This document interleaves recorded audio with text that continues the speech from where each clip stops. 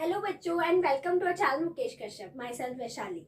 बच्चों हमारा चैप्टर चल रहा था ठोस अवस्था, जिसके हम 5 वीडियोस ऑलरेडी कवर कर चुके हैं। अगर किसी ने वो नहीं देखे हैं तो आप उसे जाके चैनल पे देख सकते हैं। तो बच्चों हमने जो हमारा लास्ट वीडियो था उसमें हमने क्या करा था, उसमें हमने पैकिंग को खत्म किया था, यानी निविड संकुलन के बारे में हमने पूरा क्लियर कर लिया था, उसको खत्म कर दिया था बिल्कुल। और आज हम एक नया टॉपिक पढ़ेंगे, ठीक है। और उस नए टॉपिक को पढ़ने से पहले बच्चों एक चीज आपको जाननी जरूरी है, जो कि होती है परमाणु त्रिज्या। ठीक है, ये आपने 11th में पढ़ी होगी अपने परमाणु त्रिज्या क्या होती है, लेकिन फिर भी हम एक बार आपको यहाँ पे बता देते हैं, ठीक है। तो देखो जो परमाणु त्रिज्या होती क्या है, हम यहाँ पे ठोसों की बात कर रहे हैं, ठोसों में हम अवयवी घटकों की बात कर रहे हैं। तो यहाँ पे हम ये लेंगे किन्हीं 2 अवयवी घटक। अवयवी घटक यहाँ पे है क्या, अवयवी घटक यहाँ पे कोई भी परमाणु हो सकते हैं, अणु हो सकते हैं या आयन हो सकते हैं। तो किन्हीं 2 अवयवी घटकों, जैसे 2 अवयवी घटक है, तो इनके जो नाभिक है, ठीक है, न्यूक्लियस जो होते हैं, इनके बीच की दूरी, जो भी इनके बीच की दूरी है, जैसे हम मान लेते हैं इनके बीच की दूरी कितनी है, डी है। तो इनके बीच की जो दूरी होती है उसका आधा क्या होता है, परमाणु त्रिज्या होती है। यानी किन्हीं 2 निकटवर्ती अवयवी कणों के नाभिकों के बीच की दूरी का आधा क्या होता है, परमाणु त्रिज्या होती है। जो भी आपके जो सबसे निकट अवयवी घटक है, जो एक दूसरे से क्या है, बिल्कुल जुड़े हुए हैं, उन अवयवी घटकों की जो नाभिक होंगे उनके बीच की जो डिस्टेंस होगी उसका हाफ क्या होगा, हमारा परमाणु त्रिज्या होगी, ठीक है। और बच्चों दूसरी चीज एक बात और आपको बतानी है टॉपिक शुरू करने से पहले, जो है कोर की लंबाई। कोर की लंबाई यानी एज लेंथ, ओके, इसे इंग्लिश में बोलेंगे एज लेंथ। परमाणु त्रिज्या होगी एटॉमिक रेडियस। तो एज लेंथ क्या होती है, हमने आपने एकक कोष्टिका देखी है, ठीक है, घनीय एकक कोष्टिका की बात हम यहाँ पे कर रहे हैं। घनीय कोष्टिका फिर से मैं याद दिला दूं, जिसमें अल्फा बीटा गामा तीनों बराबर होते हैं, 90 डिग्री होते हैं, और एबीसी जो होते हैं वो तीनों इक्वल होते हैं, वो हम घनीय बोलते हैं उसे, ठीक है। देखो ये एकक कोष्टिका है, ठीक है। इस एकक कोष्टिका में आपको पता है कि जितनी भी घनी एकक कोष्टिका होती है उसमें सब में कहाँ कोनों पर एटम जरूर होते हैं, यानी कोनों पर अवयवी घटक जरूर होते हैं। तो जैसे यहाँ कोनों पर अवयवी घटक है, तो एक अवयवी घटक से दूसरे निकटवर्ती अवयवी घटक, यानी जो सबसे नियरेस्ट है उस वाले अवयवी घटक के बीच तक की जो दूरी होगी उसे हम क्या कहते हैं, ए कहते हैं। उसे किससे डिनोट करते हैं, ए से डिनोट करते हैं। वो होती क्या है, कोर की लंबाई होती है, यानी कि एज लेंथ होती है। तो जैसे यहाँ से अगर आप इस वाले की लोगे तो भी वो क्या होगी, ए होगी। यहाँ से इसकी लोगे तो भी क्या होगी, ए होगी। यहाँ से इसकी लोगे तो भी ए होगी। यानी जितने भी अवयवी घटक हैं जो निकटवर्ती हैं एक दूसरे के, उनके बीच की जो डिस्टेंस होगी उसे हम किससे डिनोट करेंगे, ए से डिनोट करेंगे, और उसे बोलते क्या है, कोर की लंबाई बोलते हैं, ठीक है। तो बच्चों अब हमें ये करना, आपको परमाणु त्रिज्या और कोर की लंबाई समझ में आ गई है। परमाणु त्रिज्या हम आर से दिखाएंगे, कोर की लंबाई हम ए से दिखाएंगे। तो बच्चों अब हमें करना क्या है, एक्चुअल में हमारा टॉपिक क्या है आज का, हमारा टॉपिक है आर और ए में संबंध, यानी परमाणु त्रिज्या और कोर की लंबाई में संबंध हमें निकालना है। ये हमारे लिए बहुत जरूरी है, क्योंकि जब आप ये निकालोगे तो ही ये न्यूमेरिकल्स में यूज हो सकता है। वैसे आप डायरेक्ट इसकी वैल्यूज याद कर सकते हो, अभी हम आपको निकाल के दिखाएंगे वैल्यूज, लेकिन अगर आपको निकालनी आती है तो बहुत अच्छी बात है। तो इसलिए आप सीखो इसे कि हम आर और ए के बीच में रिलेशन कैसे निकालते हैं, उनका संबंध कैसे करके निकालते हैं। ये आगे और भी आपको काम आएगा जब आपको संकुलन क्षमता निकालनी होगी, पैकिंग एफिशिएंसी निकालनी होगी, वहां पे भी ये रिलेशन आपके बहुत यूज में आएगा, वो डेरिवेशन होगा वहां पे इससे, ठीक है। तो अब हम सबके लिए अलग अलग होगी ये एससीसी जो हमने पढ़ा था, यानी कौन सी थी, सरल जालक एकक कोष्टिका, फलक केंद्रित एकक कोष्टिका और काय केंद्रित एकक कोष्टिका। इन तीनों के लिए आर और ए के बीच में जो संबंध होता है वो अलग अलग होता है। तो अब हम वही निकालेंगे। तो पहले हम किसके लिए देखते हैं, एससीसी यानी सरल जालकीय एकक कोशिका के लिए आर और ए में संबंध देखते हैं। तो बच्चों देखो हमारा पहला कौन सा है, एससीसी के लिए ए तथा आर में संबंध, यानी सरल जालकीय एकक कोशिका के लिए ए तथा आर में संबंध। एससीसी यानी सरल जालकीय एकक कोशिका होती है, इसे इंग्लिश में सिंपल क्यूबिक यूनिट सेल बोलते हैं, इसलिए इसे एससीसी लिखते हैं। ये इन सबको मैंने पिछले वीडियोस में अच्छे समझाया, तो अगर आपने नहीं देखी वो वीडियोस और आपको नहीं पता एससीसी, एफसीसी, बीसीसी क्या होता है, तो आप जाकर उन वीडियोस में देख सकते हैं, वो आपको चैनल्स पे वीडियो सब अवेलेबल हो जाएगी। तो बच्चों देखो इनमें संबंध देखने के लिए पहले हमें एससीसी के बारे में पता होना चाहिए क्या होती है, यानी सरल जालकीय एकक कोशिका। तो एक ऐसी एकक कोशिका जिसमें अवयवी कण कहाँ कहाँ पे होते हैं, कोनों पर उपस्थित होते हैं, यानी सभी कोनों पर वो प्रेजेंट होते हैं। तो जैसे आप इसमें देख सकते हो ये एक एकक कोशिका, इसमें सब कोनों पर क्या है, ये अवयवी कण प्रेजेंट है। ये रेड कलर से मैंने इसमें शो कर रखे हैं अवयवी घटक, ठीक है। अब देखो बच्चों, अभी हमने देखा कि कोर की लंबाई क्या होती है। कोर की लंबाई होती है यहाँ से लेके यहाँ तक की, यानी एक अवयवी घटक से दूसरे अवयवी घटक तक के बीच की जितनी डिस्टेंस होती है वो कोर की लंबाई होती है। यहाँ पे भी सेम होगी, यहाँ पे भी, यहाँ पे भी, यहाँ पे भी, मतलब सब में वो ए ही होगी। लेकिन अभी हम खाली ऊपर वाले में देखते हैं क्योंकि हमें ऊपर वाले में बात करनी है इसके बारे में। ठीक है, हम इस वाले फलक को ले लेते हैं, इसके ऊपर वाले को।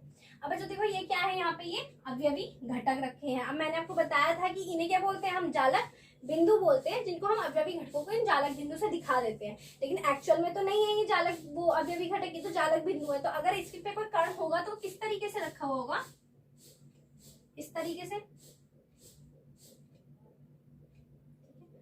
ये वाला भी किस तरीके से होगा, इस तरीके से। तो यानी बच्चों बात क्या होगी कि ये दोनों जो अवयवी घटक है, जो अवयवी घटक है, एक दूसरे से बिल्कुल क्या होंगे, जब आप इन्हें रखोगे तो एक दूसरे से बिल्कुल बाइंड होंगे, से बंधे होंगे, क्योंकि ठोस है ये। ठोसों में वो दूर दूर तो होंगे नहीं, क्या होंगे, एकदम चिपके हुए होंगे। तो एक ऐसे रखा है, एक ऐसे रखा है, तो दोनों एक दूसरे से बिल्कुल बंधे हुए हैं। तो अभी हमने देखा था कि इसकी त्रिज्या कितनी होती है ना, मतलब त्रिज्या को हम किससे डिनोट करते हैं, यहाँ पे आर से डिनोट करते हैं। तो यानी यहाँ से यहाँ तक की डिस्टेंस कितनी हो गई, आर हो गई, यहाँ से और यहाँ तक की। क्योंकि इस वाले अवयवी कण की ये परमाणु की त्रिज्या अगर होगी तो क्या होगी, वो यहाँ से यहाँ तक आर होगी। और सेम एज आप उधर वाले को देखो तो यहाँ से यहाँ तक की भी क्या होगी, वो आर होगी। ठीक है, यहाँ से यहाँ तक की भी आर और यहाँ से यहाँ तक की आर। तो अब आप इस डायग्राम को देखिए, क्या ये बात साफ साफ आपको नजर आ रही है कि यहाँ पे जो ए है, जो ए है वो बराबर है ये वाला आर प्लस ये वाला आर। ये चीज आपको क्लियर दिख रही होगी डायग्राम में कि ये वाला क्या है, ये पूरा ए है और आधा आर इसका और आधा आर इसका। तो यानी ए बराबर कितना हो गया, 2r हो गया। और बच्चों अगर आप यहाँ से एक वैल्यू हमारे पास ये आ गई है, और अगर आप यहाँ से r की वैल्यू निकालोगे तो r बराबर क्या होगा, a/2 होगा। ये गुणा में इसके भाग में चला जाएगा, r = a/2। तो यहाँ पे SCC के लिए हमारे पास संबंध पहला क्या आता है, a = 2r या r बराबर a/2। तो यहाँ पे r और a के बीच में संबंध ये होगा, किसके लिए होगा, SCC के लिए। बच्चों ये चीज आपको बहुत अच्छे से याद रखनी है क्योंकि आपके काम में आएगी, आपको निकालनी भी आनी चाहिए। ठीक है, तो आप इसे याद रखेंगे अच्छे से। इसके बाद हम दूसरी देखते हैं जो कि हमारी किसकी है, FCC की। तो बच्चों अब हम बात करते हैं हमारे दूसरे पॉइंट की, यानी FCC के लिए A तथा R में संबंध। FCC क्या होता है, फलक केंद्रित एकक कोशिका, यानी face centred cubic unit cell. तो उसे हम FCC लिखते हैं। मैं फिर से रिपीट कर रही हूँ कि अगर आपने नहीं देखी है वीडियोस FCC क्या होता है, SCC क्या होता है, तो आप ये जाके पिछली वीडियोस में देख सकते हो। तो बच्चों देखो FCC एक होता क्या है कि जहाँ पे कोनों के साथ साथ क्या होता है कि कोनों पे तो होंगी, ठीक है, कोनों पे ये होंगे सब में अवयवी घटक, लेकिन कोनों के साथ साथ कहाँ पर और होंगे, वो इसके फलकों पे और होते हैं। तो घन के अंदर फलक कितने होते हैं, घन के अंदर फलक होते कितने, 6। जैसे कि आपने देखा होगा अपने पासे पे 6 नंबर डले होते हैं, वो सब क्या होते हैं, घन है, वो पासा एक घन होता है। और क्या होता है, उस पे फलक है, उसके फलकों पे लिखा होता है कि 1 2 3 4 5 6। तो उसी तरीके से कितने फलक होते हैं, 6। कहाँ कहाँ होंगे फलक, एक ऊपर होगा, एक नीचे वाला, एक ये बराबर वाला, एक इधर वाला, एक पीछे की तरफ और एक आगे की तरफ। तो पीछे की तरफ का हम पीछे लिख देते हैं, और ये आगे, ये वाला मतलब ये आगे की तरफ है, वो वाला पीछे की तरफ है। तो अब क्या करते हैं बच्चों, हम इनमें से कोई सा एक फलक ले लेते हैं, ऊपर वाला ही ले लेते हैं। ऊपर वाला फलक ले लिया हमने। अब देखो एक अवयवी घटक यहाँ पे होगा, एक अवयवी घटक आप देख रहे हो ये बीच में आ रहा है। तो एक अवयवी घटक ये है, एकदम टच है एक दूसरे से, ठीक है। और एक अवयवी घटक ये वाला है।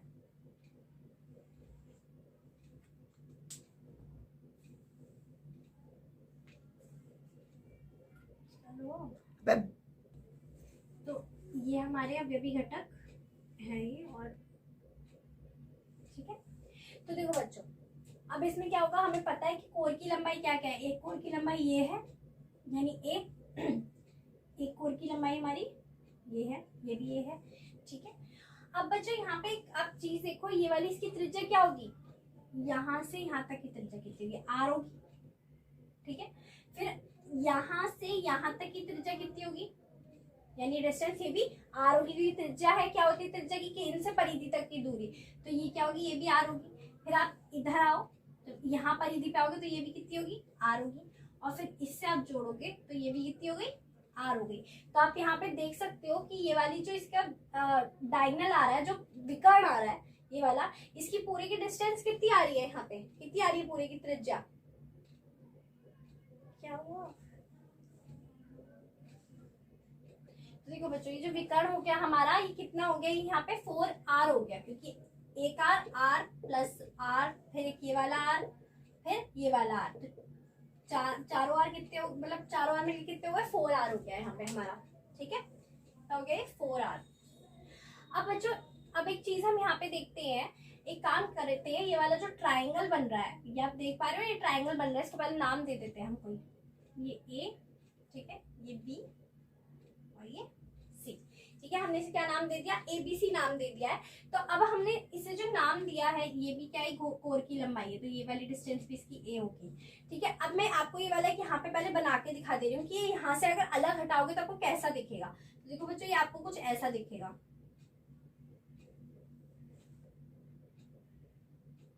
ठीक है, ये इतना हिस्सा ऐसे अलग हटा दिया, ये ए है, ये सी है और ये बी है।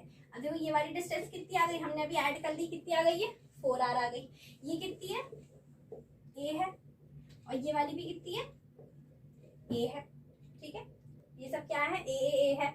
अब बच्चों, अगर आप यहाँ पे देखोगे तो यहाँ पर कौन सी प्रमेय लग सकती है, कौन सा एंगल है, 90 डिग्री का एंगल बन रहा है। अगर आप इसे सही से देखोगे, इस तरीके से, इस तरीके से, इस तरीके से, कैसा एंगल है ये, 90 डिग्री का है। तो बच्चों ये क्या होगा, यहाँ पे पाइथागोरस प्रमेय यूज हो सकती है। कौन सी प्रमेय यूज हो सकती है, पाइथागोरस। हम यूज करके देखिए, आपको समझ में आ गया, जैसे ही बनाया हुआ है मैंने, मैं इसे रफ कर दे रही हूँ। एंगल ABC में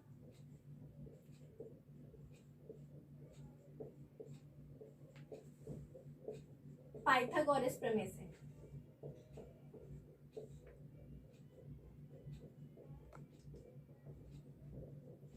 पाइथागोरस प्रमेय क्या होती है कि जो आधार का और लंब का स्क्वायर होता है वो किसके बराबर होता है, कर्ण के स्क्वायर के बराबर होता है। तो देखो बच्चों, यहाँ पे हमारा ए स्क्वायर, एक ये वाला ए यानी इसका स्क्वायर, एक हमारा ये वाला है इसका स्क्वायर, और वो बराबर किसका होगा, किसके होगा, इस विकर्ण के बराबर होगा।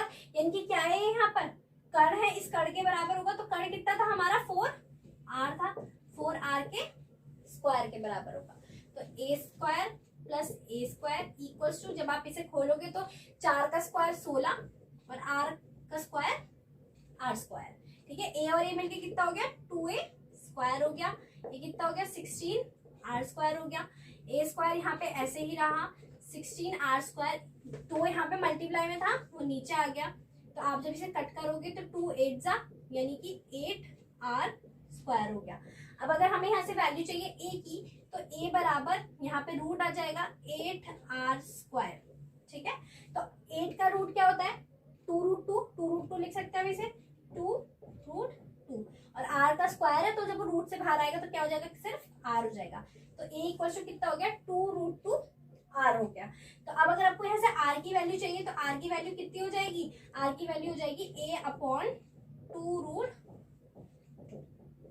तो यहाँ पे प्लस a की वैल्यू भी आ गई है और r का वैल्यू भी आ गया, ये a के लिए और ये r के लिए। तो ये क्या था, FCC के लिए a तथा r में संबंध था। तो a तथा r के लिए FCC में क्या संबंध होता है, a इक्वल्स टू 2√2r या r इक्वल्स टू a/2√2। तो आगे बच्चों बात समझ में आपको। तब हम अगले वाली की तरफ बढ़ते हैं, जो कि हमारा क्या है, BCC के लिए a तथा r में संबंध। बच्चों हम तीसरा पॉइंट देखते हैं अपना, जो है BCC के लिए a तथा r में संबंध। ठीक है, तो पहले हम देख लेते हैं BCC होता क्या है। BCC का हम बोलते हैं काय केंद्रित एका कोशिका, तो body centred cubic unit cell, इसलिए हम इसे BCC लिखते हैं। तो बच्चों देखो, BCC होता क्या है, जहाँ पे कोनों पर तो अवयवी कण मौजूद होते ही होते हैं, लेकिन साथ साथ और कहाँ पर होते हैं, बॉडी पर होता है, यानी बिल्कुल इसके मिडिल में होता है, इसके अंदर होता है एक। ठीक है, एक अवयवी घटक का होता है, इसके अंदर होता है, बिल्कुल बीच में सेंटर में होता है, केंद्र पे होता है एकदम। ठीक है, तो अब यहाँ पे हम क्या करते हैं, हम यहाँ देखते हैं अवयवी घटकों के बारे में, कि इसके अवयवी घटकों को हम यहाँ पे बना, देखो बच्चों यहाँ पे हमने अवयवी घटक इसके बना दिए हैं इस तरीके से। अब हम देख लेते हैं इनकी त्रिज्या क्या होगी हमारी। इस वाले की त्रिज्या यहाँ से यहाँ तक कितनी होगी, r। फिर इसकी त्रिज्या अगर आप देखोगे यहाँ से यहाँ तक, वो भी r होगी। फिर आप जब यहाँ से यहाँ तक चलोगे तो वो भी r होगी, और जब आप यहाँ से यहाँ तक आओगे तो फिर से कितनी होगी, r होगी। ठीक है, यानी यहाँ से यहाँ तक पूरी कितनी हो जाएगी, r r r r, यानी कितनी हो गई पहले की तरह, r plus r plus r plus r, 4 बार r कितनी हो गई, 4r हो गई यहाँ पे हमारी त्रिज्या। ठीक है, अब बच्चों यहाँ पे आपको पता है ये क्या है, लंबाई है, कोर की लंबाई यहाँ पे कितनी है ए, ये भी कितनी है ए है, और ये भी कितनी है ए ही है, ठीक है। तो यानी सब कोर की लंबाई हमारे पास ए है। तो देखो बच्चों, अब एक बात आप समझने की कोशिश करो, जब अभी हमने पाइथागोरस से करा था तो पाइथागोरस में रूल क्या था, वो एक्चुअल में रूल क्या था कि एक ये ए स्क्वायर था, एक ये ए था, और सॉरी एक ये ए था, और यहाँ पे कितना था ये 4r था। यानी कि ये जो डिस्टेंस आपने चली इसका स्क्वायर, और ये जो डिस्टेंस आपने चली इसका स्क्वायर बराबर क्या होगा, इस पूरी डिस्टेंस के स्क्वायर के इक्वल होगा, है ना। यहाँ से यही तो बनता है मेथड कि इसका इस वाली डिस्टेंस का और इस वाली डिस्टेंस का जो स्क्वायर है वो पूरा क्या है, इस पूरी डिस्टेंस के इक्वल है। यानी कि आप एक रास्ते आपको दो है, एक है सीधा आप स्लाइड करके आए हो, ठीक है, यहाँ से यहाँ तक सीधे ढलान वाला रास्ता है, और एक आप ऐसे आए हो फिर ऐसे आए हो, तो इसका स्क्वायर और इसका स्क्वायर बराबर होता है इस वाले के, ठीक है। यहाँ से यही रूल तो बन रहा है ना। तो अगर आप यही रूल यहाँ पे अप्लाई करके देखो, अगर मैं आपको दिखाती हूँ, यहाँ पे अगर आप ये रूल अप्लाई करो तो आप यहाँ पे देख सकते हो कि ये वाला रास्ता, ये वाला रास्ता और ये वाला रास्ता किसके बराबर होना चाहिए, किसके स्क्वायर के बराबर होना चाहिए, इस पूरे के स्क्वायर के बराबर होना चाहिए। यानी इस वाले का स्क्वायर, इस वाले का स्क्वायर और ये वाला, क्योंकि आप ऐसे ही तो आए हो, इसी रास्ते से तो आ रहे हो आप, ठीक है, और इस वाले का स्क्वायर बराबर क्या होना चाहिए। ये जो पूरा विकर्ण आ रहा है हमारा, ये पूरा विकर्ण, ये क्या होता है, काय विकर्ण बोलते हैं इसे, यानी बॉडी डायगोनल, ठीक है, काय विकर्ण ये वाला, क्योंकि क्या ये बॉडी के बिल्कुल बीचों बीच में से जा रहा है इसकी। तो काय विकर्ण जो है इसके स्क्वायर के क्या होना चाहिए, ये बराबर होना चाहिए, क्योंकि पाइथागोरस भी तो यही कहता है कि आप जो ऐसे डिस्टेंस चलते हो वो किसके इक्वल होनी चाहिए, उसकी जो स्लाइड वाली डिस्टेंस है उसके स्क्वायर की इक्वल होनी चाहिए, विकर्ण के इक्वल होनी चाहिए। तो अगर आप यहाँ से निकालेंगे अब तो ए स्क्वायर कितना हो गया 3a स्क्वायर, उसे हम खोलते हैं, 4 का स्क्वायर 16 और r का r स्क्वायर, तो यहाँ से क्या होगा 16/3r स्क्वायर। जब आप यहाँ से a का वैल्यू निकालोगे तो a को क्या होगा, पूरे का रूट 16/3r स्क्वायर। तो अगर आप इसको रूट से बाहर निकालोगे तो 16 का क्या होता है 4 होता है रूट, और 3 का कुछ नहीं होता, जैसे हम रूट में ही रहने देंगे √3, और r स्क्वायर जब रूट से बाहर जाएगा तो कितना हो जाएगा, वो r हो जाएगा। अगर हम यहाँ पे किसकी निकालें, r की बात करें तो a के लिए तो आपका आ गया 4/√3r। अगर हम r की बात करें तो r यहाँ से कितना आ जाएगा, r इक्वल टू यहाँ से हो जाएगा a के साथ ही मल्टीपल में चला जाएगा √3a, ठीक है, ये के साथ मल्टीपल में चला गया, और ये 4 किस में चला जाएगा, डिवाइड में चला जाएगा अपॉन 4, ठीक है। ये हमारे किसके लिए आ गया, r और a के बीच में रिलेशन यानी संबंध BCC के लिए आ गया। तो बच्चों इन तीनों संबंधों को आपको अच्छे से याद कर लेना है, अच्छे से समझ लेना है। अगर नहीं समझ में आया वीडियो रिवाइंड करके बार बार देखो, आपको समझ में आ जाएगा, ठीक है, क्योंकि ये बहुत जरूरी है आपके न्यूमेरिकल के लिए। इसके बाद जो हम अगला वीडियो बनाएंगे जिसके ऊपर, वो है हमारी संकुलन क्षमता यानी पैकिंग एफिशिएंसी के ऊपर बनाएंगे। उसमें इनका बहुत ज्यादा यूज है। अगर आपको ये याद नहीं होंगे, ये नहीं समझ में आएंगे तो आपको वहां पे वो बिल्कुल भी समझ में नहीं आएगा, क्योंकि वहां पे सीधा सीधा डायरेक्टली यूज हो रहा है इनका। उसके लिए आपको इतने बड़े डेरिवेशन की जरूरत नहीं है, मैंने आपको करके बता दिया, बट मेन है कि आप इस चीज को याद रखो। FCC के लिए भी, BCC के लिए भी और SCC के लिए भी, तीनों के लिए आपको ये याद होनी चाहिए। तो बच्चों अगर वीडियो आपको पसंद आया है तो प्लीज वीडियो को लाइक करना, चैनल को सब्सक्राइब करना और अपने दोस्तों के साथ शेयर करना इसे। और बच्चों अगर कोई भी आपको दिक्कत आ रही है तो आप कमेंट बॉक्स में हमें कमेंट करके बताओ, और वीडियो अच्छा लग रहा है तो भी हमें आप कमेंट करके बताओ। तो thank you for watching and have a nice